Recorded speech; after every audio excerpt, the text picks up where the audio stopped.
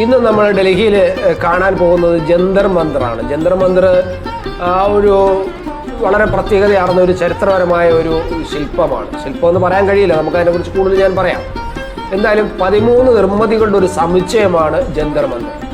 Connaught പ്ലേസിൽ നിന്ന് parliament സ്ട്രീറ്റിൽ കടന്ന് 200 മീറ്ററോളം നമ്മൾ സഞ്ചരിക്കുമ്പോൾ നമുക്ക് ഈ ജന്തർ മന്ദർ എന്ന സ്ഥലത്ത് എത്താൻ കഴിയും.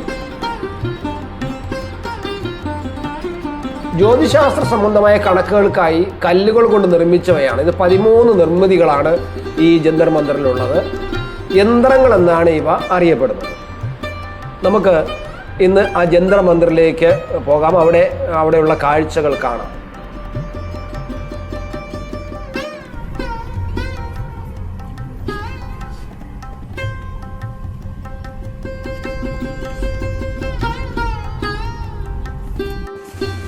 ജന്തർ മന്ദറിന്റെ പ്രവേശന കവാടമായി. ഇവിടെ പ്രത്യേകിച്ച് ടിക്കറ്റ് എടുത്ത് വേണം അകത്ത് കടക്കാൻ. ഇതാണ് ജന്തർ മന്ദറിന്റെ ഒരു വിഷ്വൽ.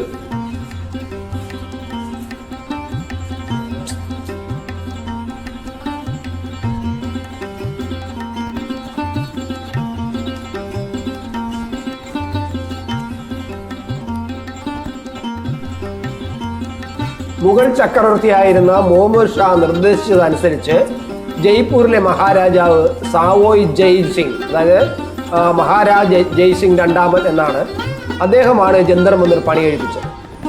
1724 പണി പൂർത്തിയായ സമുച്ചയം പിന്നീട് നാശോന്മുഖമായതിനെ തുടർന്ന് 1867 നവീകരിക്കുകയായിരുന്നു.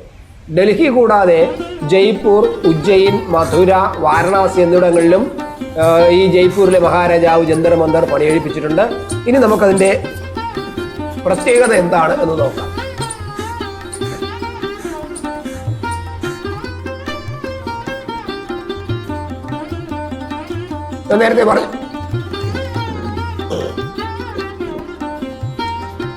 ഞാൻ നേരത്തെ പറഞ്ഞു കല്ലുകൊണ്ട് നിർമ്മിച്ച ജ്യോതിശാസ്ത്ര ഉപകരണങ്ങളുടെ ഒരു സമുച്ചയമാണ് ജന്തർ മന്ദർ. ഇന്ത്യയിൽ 5 ജന്തർ മന്ദറുകൾ ഉണ്ടെന്ന് ഞാൻ നേരത്തെ പറഞ്ഞു. ജ്യോതിശാസ്ത്ര പട്ടികയിൽ സമാഹരിക്കുക, സൂര്യൻ, ചന്ദ്രൻ, ഗ്രഹങ്ങൾ എന്നിവയുടെ സമയങ്ങളും ചലനങ്ങളും പ്രവചിക്കുക എന്നതായിരുന്നു ഈ നിരീക്ഷണാലയത്തിന്റെ പ്രാഥമിക ലക്ഷ്യം. ഈ ലക്ഷ്യങ്ങളിൽ ചിലത് ഇന്നത്തെ കാലത്ത് ജ്യോതിശാസ്ത്രം എന്ന് തരംതിരിക്കപ്പെടുകയുമുണ്ട്. വളരെ പ്രത്യേകതയാർന്ന നിർമ്മിതികളാണ് നമ്മളിവിടെ കാണുന്നത്. ആദ്യകാലത്ത് ജ്യോതിശാസ്ത്രവും ജ്യോതിഷവുമായിരുന്നു ജന്തർ മന്ദറിന്റെ ഉദ്ദേശം. എന്നാൽ ഇപ്പോൾ അവ ഇന്ത്യയുടെ ജ്യോതിശാസ്ത്ര ചരിത്രത്തിന്റെ പ്രധാന സ്മാരകങ്ങൾ എന്ന നിലയിൽ ഒരു വിനോദസഞ്ചാര കേന്ദ്രവുമാകുന്നുണ്ട്. ഇവിടെ നിരവധി ആൾക്കാരാണ് ഒരു ദിവസം ഇവിടെ എത്തുന്നത്. ഇനി എന്തുകൊണ്ടാണ് നമുക്ക് ഇതിന് ജന്തർ മന്ദർ എന്ന് പേര് വിളിക്കാൻ കാരണം എന്നുണ്ട്. ജന്തർ മന്ദർ എന്ന ഈ സമുച്ചയത്തിന്റെ കണ്ടുപിടുത്തക്കാരനും നിർമ്മാതാവും ആയ മഹാരാജാവ് ജയ് സിംഗിന്റെ മാതൃഭാഷയായ രാജസ്ഥാനിൽ ജ എന്ന അക്ഷരം മറ്റ് ഇന്ത്യൻ ഭാഷകളിൽ എല്ലാം യാ എന്ന അർത്ഥത്തിന് പകരം നിൽക്കുന്ന അതാണ്. ആദ്യത്തെ വാക്ക് യന്ത്രം എന്നതാണ്. അത് യന്ത്ര എന്നാണ്. നമുക്ക് യന്ത്രം എന്ന മലയാളത്തിൽ നമ്മൾ പറയും. ആ യന്തർ ആണ് ആദ്യത്തെ വാക്ക്. പിന്നെ ഹിന്ദി സംസ്കൃത വാക്കിന്റെ രൂപഭേദമാണ് ഇതെല്ലാം. ഇതേപോലെ രണ്ടാമത്തെ വാക്ക് കണക്ക് കൂട്ടൽ എന്ന അർത്ഥം വരുന്ന മന്ത്ര ആണെന്നും കാണാം. അങ്ങനെ മലയാളത്തിൽ നമ്മൾ മന്ത്രം, അതായത് എന്ന് പറയാറുണ്ട്. ഈ കണക്കൂട്ടലിനെ എങ്ങനെ പറയാറുണ്ട്. അതിനെ കൂട്ടി വരുമ്പോൾ നമുക്ക് ജന്തർ മന്ദർ എന്ന പേര് വന്നു. യന്ത്രം, മന്ത്രം എന്ന അർത്ഥം വരുന്ന വാക്കുകൾ ചേർത്താണ് ഈ ജന്തർ മന്ദർ എന്നുള്ള പേര് വരുന്നത്.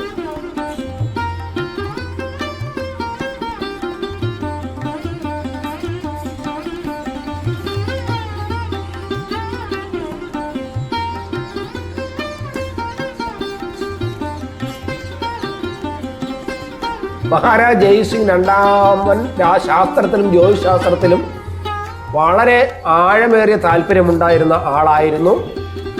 18ാം നൂറ്റാണ്ടിൻ്റെ തുടക്കത്തിൽ നിരീക്ഷണാലയങ്ങളുടെ രൂപകൽപ്പന, നിർമ്മാണം, സാങ്കേതികവിദ്യ എന്നിവയും പ്രബലമായ സാങ്കേതികവിദ്യയും പഠിക്കാനത് തൻ്റെ പണ്ഡിതന്മാരെ രാജ്യങ്ങളിലേക്ക്, പല രാജ്യങ്ങളിലേക്ക് അയച്ചു. അവരുടെ നിരീക്ഷണം കൊണ്ട് ജ്യോതിശാസ്ത്രത്തെക്കുറിച്ചുള്ള നിരവധി കൈപ്പുസ്തകങ്ങളുമായി പണ്ഡിതന്മാർ മടങ്ങി. തുടർന്ന് 1724-നും 1737-നും ഇടയിൽ ജയ്പൂർ, മഥുര, ഡൽഹി, ഉജ്ജയിൻ, വാരണാസി, എന്നിവിടങ്ങളിൽ മഹാരാജ ജയ്സിംഗ് രണ്ടാമൻ 5 നിരീക്ഷണാലയങ്ങൾ നിർമ്മിച്ചു. ഇതിൽ മധുരയിലെ നിരീക്ഷണാലയം അത് നിരീക്ഷിച്ചിരുന്ന കോട്ടയും 1857 തൊട്ട് മുമ്പ് തകർക്കപ്പെടുകയും ചെയ്തു. എന്തായാലും ഇപ്പോഴും ഡൽഹിയിലും അതുപോലെ മറ്റ് ചില പ്രദേശങ്ങളിലും ഇപ്പോഴും ജന്തർ മന്ദർ നിലനിൽക്കുന്നുണ്ട്. ഡൽഹിയിൽ ഇതൊരു വലിയൊരു കാഴ്ചയായിട്ട് മാറുന്നുണ്ട്. നിരവധി സന്ദർശകരാണ് ഇവിടെ എത്തുന്നത്.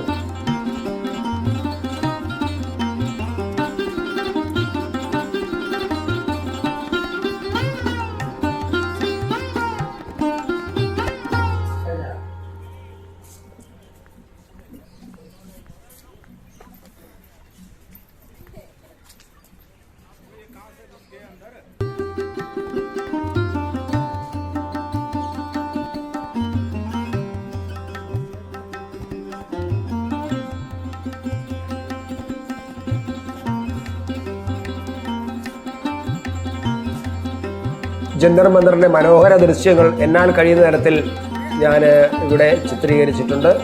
അവിടെ ഈ ചരിത്രം വിവരിക്കുന്ന എന്താ പറയുക ശിലാഫലകങ്ങളും അവിടെ ഉണ്ട്. അതാണ് നമ്മളിപ്പോൾ കാണുന്നത്.